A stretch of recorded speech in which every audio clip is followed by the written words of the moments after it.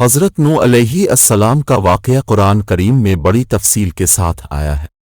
یہ کہانی ہمیں عبرت دینے والی اور ہمیشہ یاد رکھنے والی ہے۔ نوح علیہ السلام اللہ کے ایک رسول اور نبی تھے جنہیں اللہ نے اپنی قوم کو ہدایت دینے کے لیے مبعوث کیا تھا۔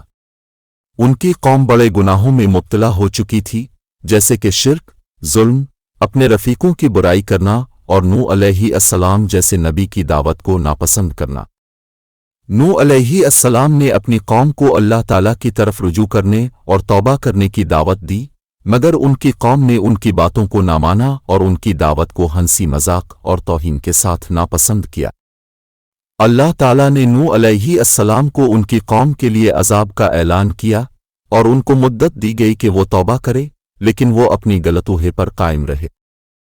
نوح علیہ السلام نے اللہ کی مرشدگی میں کشتی بنانے کا حکم پایا اور اپنی قوم کو اس کے لیے دعوت دی کہ جو لوگ ان کے ساتھ آئیں گے وہ عذاب سے بچ جائیں گے۔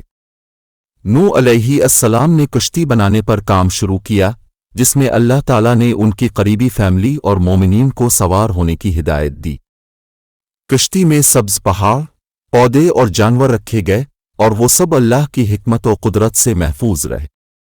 اللہ تعالیٰ کے حکم سے بھرے ہوئے سمندر میں کشتی کی ایک بڑی طوفان